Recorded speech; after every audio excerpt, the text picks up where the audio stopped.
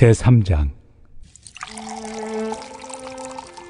어리석도다 갈라디아 사람들아, 예수 그리스도께서 십자가에 못 박히신 것이 너희 눈앞에 밝히 보이거늘 누가 너희를 꾀더냐. 내가 너희에게서 다만 이것을 알려 하노니 너희가 성령을 받은 것이 율법의 행위로냐 혹은 듣고 믿음으로냐. 너희가 이같이 어리석으냐. 성령으로 시작하였다가 이제는 육체로 마치겠느냐. 너희가 이같이 많은 괴로움을 헛되이 받았느냐. 과연 헛되냐. 너희에게 성령을 주시고 너희 가운데서 능력을 행하시는 이의 일이 율법의 행위에서냐 혹은 듣고 믿음에서냐. 아브라함이 하나님을 믿음에 그것을 그에게 의로 정하셨다 함과 같으니라. 그런즉 믿음으로 말미암은 자들은 아브라함의 자손인 줄 알지어다. 또 하나님이 이방을 믿음으로 말미암아 의로 정하실 것을 성경이 미리 알고 먼저 아브라함에게 복음을 전하되 모든 이방인이 너로 말미암아 복을 받으리라 하였느니라. 그러므로 믿음으로 말미암은 자는 믿음이 있는 아브라함과 함께 복을 받느니라. 무릇 율법 행위에 속한 자들은 저주 아래 있나니 기록된 바 누구든지 율법책에 기록된 대로 모든 일을 항상 행하지 아니하는 자는 저주 아래 있는 자라 하였습니다. 또 하나님 앞에서 아무도 율법으로 말미암아 의롭게 되지 못할 것이 분명하니 이는 의인은 믿음으로 살리라 하였습니다. 율법은 믿음에서 난 것이 아니니 율법을 행하는 자는 그 가운데서 살리라 하였느니라. 그리스도께서 우리를 위하여 저주를 받은 바 되사 율법의 저주에서 우리를 속량하셨으니 기록된 바 나무에 달린 자마다 저주 아래 있는 자라 하였습니다. 이는 그리스도 예수 안에서 아브라함의 복이 이방인에게 미치게 하고 또 우리로 하여금 믿음으로 말미암아 성령의 약속을 받게 하려 함이라. 형제들아, 내가 사람의 예대로 말하노니 사람의 언약이라도 정한 후에는 아무도 폐하거나 더하거나 하지 못하느니라. 이 약속들은 아브라함과 그 자손에게 말씀하신 것인데 여럿을 가리켜 그 자손들이라 하지 아니하시고 오직 한 사람을 가리켜 내 자손이라 하셨으니 곧 그리스도라. 내가 이것을 말하노니 하나님께서 미리 정하신 언약을 430년 후에 생긴 율법이 폐기하지 못하고 그 약속을 헛되게 하지 못하리라. 만일 그 유업이 율법에서 난 것이면 약속에서 난 것이 아니니라. 그러나 하나님이 약속으로 말미암아 아브라함에게 주신 것이라. 그런즉 율법은 무엇이냐? 범법함으로 더하여진 것이다. 천사들을 통하여 한 중보자의 손으로 베푸신 것인데 약속하신 자손이 오시기까지 있을 것이라. 그 중보자는 한 편만 위한 자가 아니나 하나님은 한 분이시니라. 그러면 율법이 하나님의 약속들과 반대되는 것이냐? 결코 그럴 수 없느니라. 만일 능히 살게 하는 율법을 주셨더라면 의가 반드시 율법으로 말미암았으리라. 그러나 성경이 모든 것을 죄 아래에 가두었으니 이는 예수 그리스도를 믿음으로 말미암는 약속을 믿는 자들에게 주려 함이라. 믿음이 오기 전에 우리는 율법 아래 매인 바 되고 계시될 믿음의 때까지 갇혔느니라.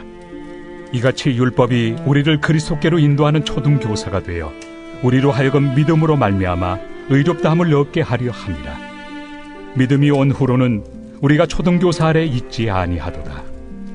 너희가 다 믿음으로 말미암아 그리스도 예수 안에서 하나님의 아들이 되었으니 누구든지 그리스도와 합하기 위하여 세례를 받은 자는 그리스도로 옷 입었느니라.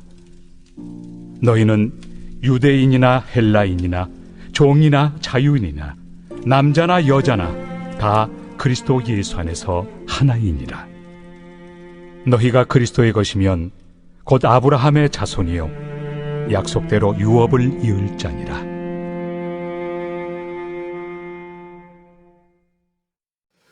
성경은 창세기부터 요한계시록에 이르기까지 누구에 관한 말씀이라고 볼 수 있을까요? 예수 그리스도에 관한 말씀입니다. 때문에 성경은 예수님께서 태초부터 계셨고 그 태초부터 계셨던 예수 그리스도께서 이 땅 가운데 오심으로 인하여서 우리의 삶의 모든 죄의 문제를 해결해 주시는 구속자, 구원자, 메시아가 되셨다라고 하는 사실을 말씀하고 있습니다.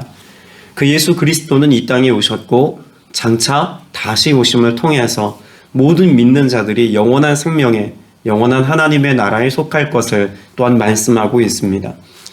그런 점에서 성경은 태초부터 이 땅의 마지막까지 예수 그리스도로 시작해서 예수 그리스도로 마칠 것에 관하여 말씀하고 있습니다. 그것은 단지 예수님께서 역사의 주권을 갖고 계시거나 예수님께서 역사의 모든 순간에 계셨다라고 하는 사실만 우리에게 말씀하는 것은 결코 아닙니다. 그 역시도 매우 중요한 신학적인 주제고 또 신앙인이 가져야 될 믿음의 좋은 기반이지만 그런 하나님께서 예수 그리스도께서 이 땅 가운데 태초부터 마지막 순간까지 계시다. 이것을 이해하는 것은 직업적인 이해입니다. 중요한 것은 예수 그리스도께서 계심을 통하여서 우리에게 어떤 은혜가 있다는 사실을 밝히 말씀하고 계신 걸까요? 예수 그리스도의 현재성입니다. 예수님은 태초부터 지금까지 또 지금부터 영원까지 언제나 함께 계십니다. 앞으로 장차 함께 계실 것이다가 아니라 지금도 함께 계시고 앞으로도 함께 계실 것입니다. 이것이 하나님께서 성경을 통하여 우리에게 약속하신 바입니다. 예수님이 알파와 오메가 되신다는 것, 시작과 끝이 되신다는 것, 이것은 구원의 시작과 끝이라는 말씀이기도 하지만 우리가 이 땅을 살아가는 모든 순간에 모든 역사의 현장에 예수 그리스도께서 계심을 통하여서 우리에게 무엇을 이루고 계시다는 것을 말씀하고 있는 걸까요? 구원의 역사를 언제나 이루고 계시다라고 하는 사실을 분명히 말씀하고 있습니다. 때문에 예수 그리스도를 믿는 믿음의 백성들은 오늘 나와 함께 하시는 예수 그리스도와 연합하여 더불어 살아가는 삶을 살아가는 것이 그리스도의 신앙의 본질을 지키는 것이고 또 믿음의 여정을 걸어갈 수 있는 능력이 되고 영원한 하나님의 나라를 꿈꾸며 살아갈 수 있는 소망의 근거가 된다는 것입니다. 이것을 쉽게 우리의 삶 가운데 적용해 보자면 우리는 내 앞에 계신 예수 그리스도, 나와 함께 계시는 예수 그리스도를 매일 매순간 경험하는 삶을 살아야 한다라고 하는 말로도 이해할 수 있을 것입니다. 자, 1절 말씀, 우리가 읽은 갈라디아서 3장 1절 말씀을 보면 이렇게 이야기합니다. 어리석은 갈라디아 사람들이여, 예수 그리스도께서 십자가에 못 박히신 모습이 여러분의 눈앞에 선한데 누가 여러분을 홀렸습니까? 이 1절 말씀을 개역 개정 성경에 보면 그리스도께서 십자가에 못 박히신 것이 너희 눈앞에 밝히 보이거늘 이라고 말합니다. 밝히 보이거늘, 눈앞에 선한데 밝히 보이거늘. 여러분, 이것을 우리말 성경으로 보면 이것이 강조하고 있는 바가 사실 잘 보이지 않습니다. 이것의 시제를 우리는 알아야 합니다. 어떤 시제를 쓰고 있을까요? 예수님이 십자가에 못 박히셨으니까 과거에 보지 않았습니까? 라고 하는 과거형으로 썼을까요? 그렇다면 이 말씀은 논할 여지가 없죠. 이 말씀이 쓰여진 시제형은 현재형입니다. 지금 눈앞에 보고 있지 않습니까? 과거의 십자가에 예수님이 못 박혀 달려 죽으신 사건임에도 불구하고 바울은 예수님의 십자가 사건을 지금 갈라디아 교회 성도들에게 현재형으로 말하고 있다는 겁니다. 분명 과거 사건인데 왜 현재형으로 말하고 있을까요? 그것은 예수 그리스도께서 이루신 십자가 사건은 분명 과거에 일어난 어떤 이벤트, 어떤 사건이지만 그것을 믿는 믿음의 백성들에게는 어떤 은혜가 있다는 것입니까? 그것이 오늘의 때에 경험되게 하시는 하나님의 은혜가 있다는 것을 분명히 말씀하고 있습니다. 여러분, 갈라디아서 2장에서 분명히 사도 바울이 이미 무엇을 우리에게 전제했습니까? 갈라디아서 2장 20절에 중요한 또 매우 우리에게 잘 알려져 있는 말씀을 말하고 있지 않습니까? 나는 그리스도와 함께 십자가에 못 박혔습니다. 여러분, 예수님의 십자가 사건이 오늘 나의 삶 가운데 현재형이 되게 한 것을 이미 사도 바울은 그렇게 고백하고 있습니다.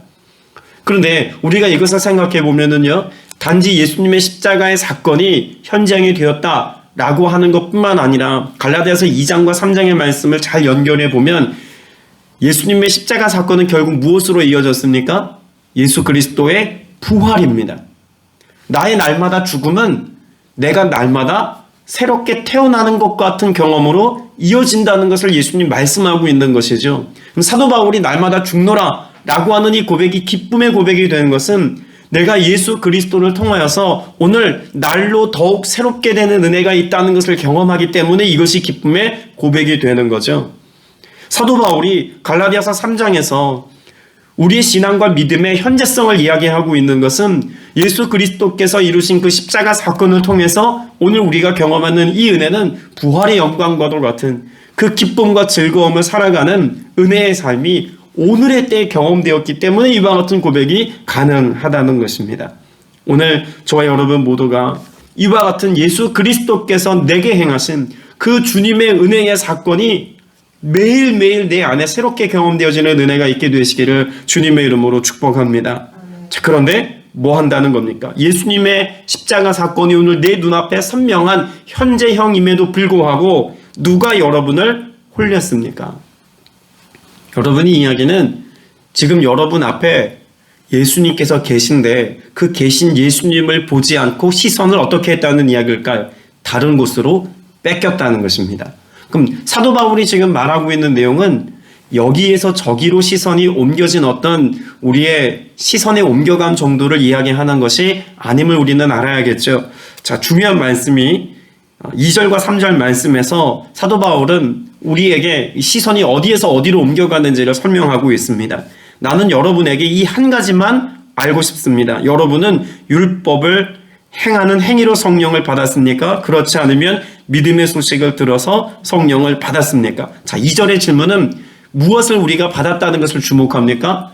성령의 사람이 되었다는 것을 주목하고 있습니다. 그리고 그 성령을 받기까지 우리는 믿음으로 말미암아 성령을 받아 그 성령의 역사하심을 통해서 하나님의 자녀가 되는 예수 그리스도의 십자가 사건이 오늘 내 삶의 현재형이 되게 하시는 은혜를 누리게 되었다는 것을 설명하죠. 자, 그런데 3절에 보면 이렇게 말합니다. 여러분은 그렇게도 어리석습니까? 자, 1절의 말씀을 다시 이야기하죠. 성령으로 시작하였다가 이제 와서는 무엇으로? 육체로 끝마치려고 합니까? 자, 그럼 시선이 어디에서 어디로 옮겨졌다는 것을 사도 바울은 말하고 싶은 걸까요? 성령에서 육체로. 그러면 애초에 예수님께서 우리의 삶 가운데 행하신 것이 무엇이라는 것을 전제로 하고 있을까요? 육체에 속했던 삶을 예수 그리스도께서 십자가의 죽으심으로 인하여서 죄의 문제를 해결하셔서 우리의 관심과 우리의 마음의 초점이 이제는 육체가 아닌 어디로? 성령으로, 영으로 우리의 초점을 예수님이 옮겨 놓으셨다는 것입니다. 이것이 은혜입니다. 영에 속한 삶을 살지 못했던 우리입니다. 여러분, 여기에서 영에 속한 삶을 산다는 것은 하나님 앞에서의 삶을 살아가는 것이고 하나님의 임재가 매일매일 경험되는 삶을 이야기하지 않습니까? 그런데 이와 같은 삶을 예수님께서 이루어 놓으셨는데 그 영에 속한 삶을 맛본 우리의 시선이 사람들에 의해서 미혹을 받아 어디로 다시 옮겨갔다는 이야기입니까? 육체로 다시 옮겨가게 하겠습니까? 라고 말하고 있는 것이죠. 여러분, 4절 이하에 기록되어져 있는 내용도 역시 마찬가지입니다. 여러분은 그 많은 체험은 다 허사가 되었다는 말입니까? 참말로 허사였습니까? 여러분이 허사였다라고 하는 말은 무엇을 염두에 둔 것일까요? 자, 사도 바울이 이미 갈라디아 교회뿐만 아니라 여러 사역의 현장에서 나타내고 보이고 증명한 것은 무엇이었습니까? 예수 그리스도께서 성령으로 말미암아 지금 오늘 우리 안에, 내 안에 우리의 역사의 지금의 현 시점에 역사하고 계시다는 것을 끊임없이 증명했습니다. 그러니까 예수 그리스도는 과거 어느 시점에 오셨다 가신 분이 아니라 예수 그리스도는 십자가의 사건을 통해서 죽으셨지만 다시 부활의 영광스러움으로 나타나셨고 약속하신 성령으로 오늘도 우리와 함께 계시다라고 하는 사실을 명확하게 교회 역사 속에서 증명하시고 나타내 보이셨습니다. 이것을 전하고 이것을 선포하고 이것을 가르친 것이 사도 바울의 복음의 내용입니다. 그리고 이것은 단지 사람의 말로 전한 것이 아니라 무엇으로 전한 것이었습니까? 하나님의 영의 임재하심의 사건은 사도 바울을 통해서 수많은 사건으로 수많은 영적인 체험들로 증명되어지기까지 했다는 사실을 사도 바울은 말하여 주고 있죠. 자, 그런데 이제 율법의 문제를 앞서 2장에서도 말하지 않습니까? 할례 문제를 가지고 어려움을 겪고 있는 갈라디아 교회 성도들에게 이 육체의 문제를 언급하고 있는 이유가 있습니다.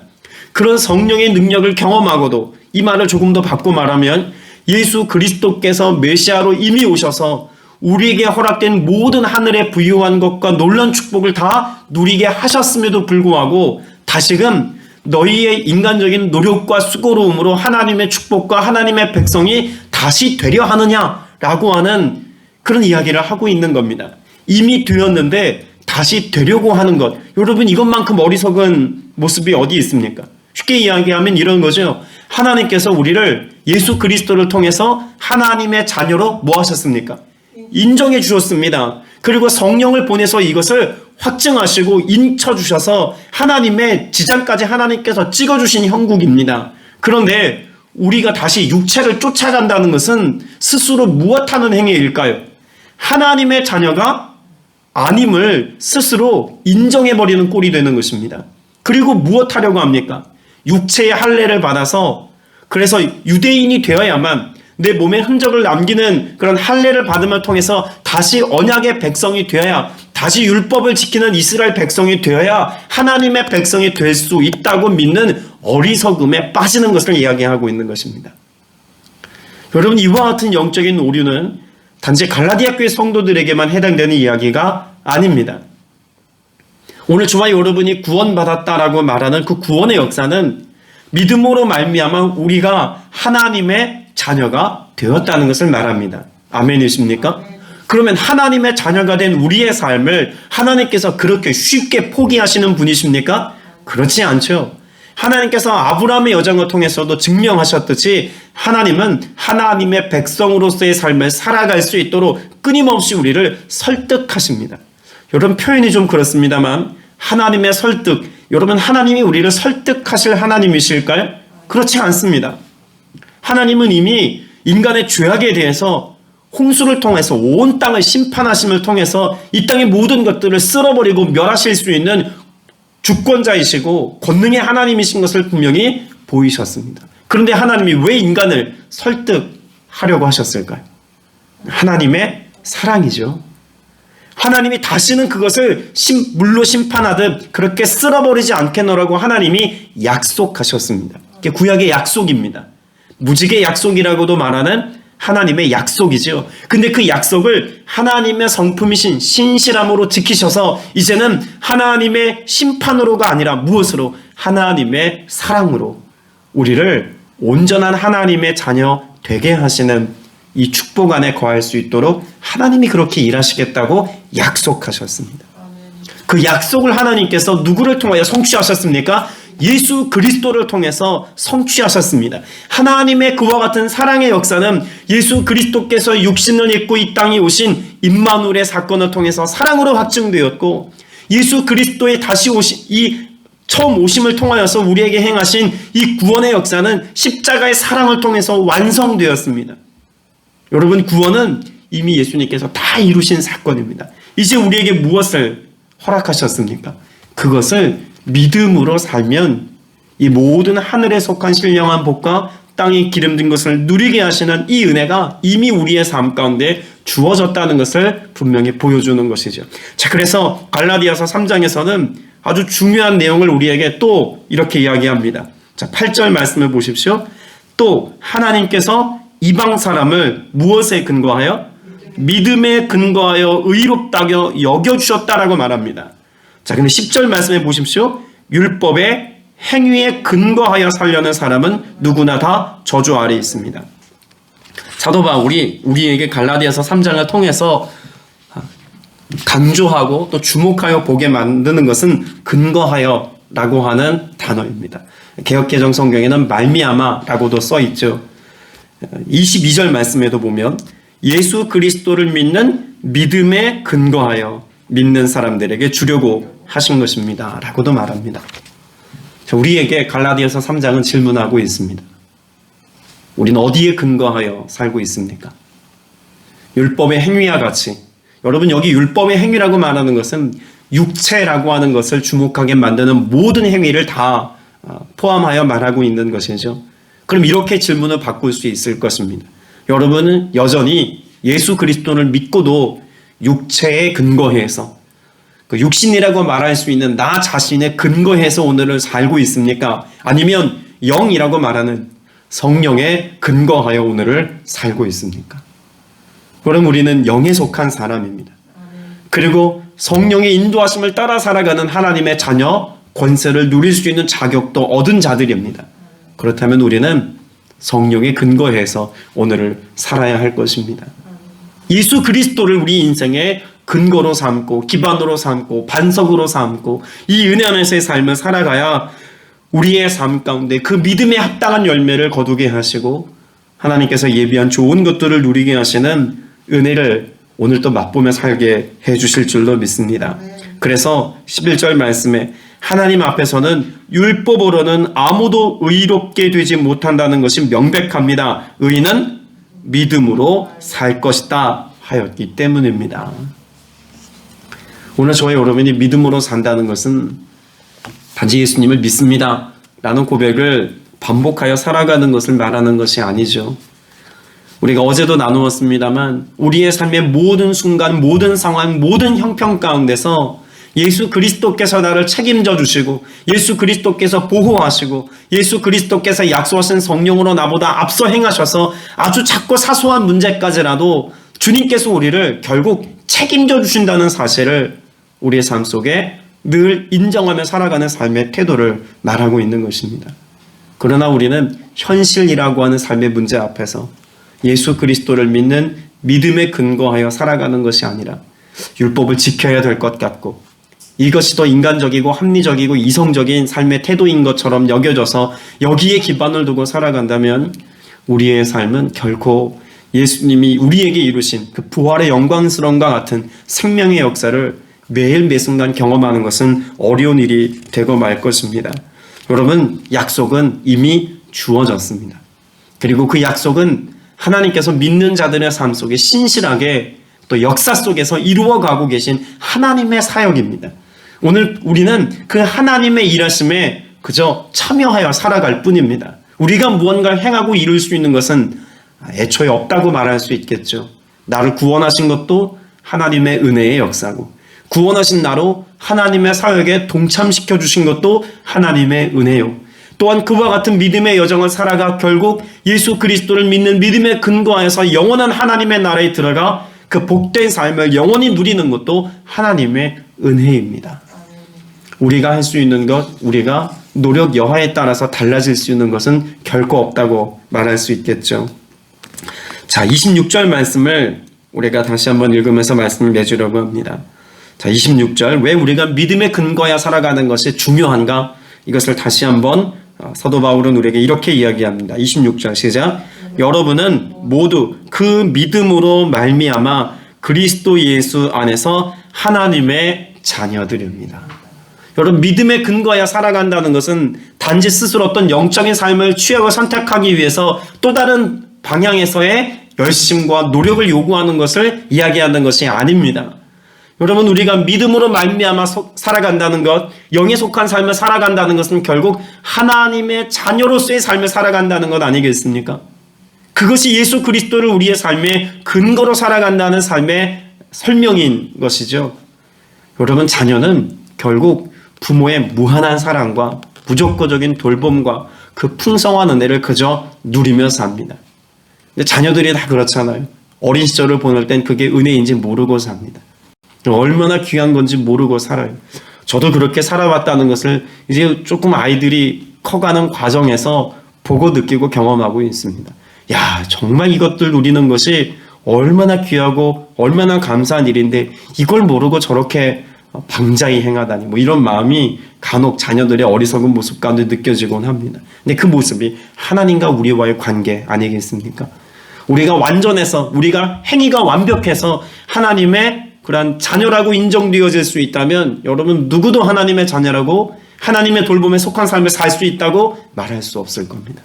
연약한 우리지만 우리가 죄인 되었을 때 불러주셨던 것처럼 연약한 우리를 여전히 자녀라고 인정해 주셨기에 우리의 삶에 예수 그리스도를 믿는 믿음 안에서 오늘도 우리의 삶을 책임져 주시고 보호하시고 돌보시는 것 아니겠습니까?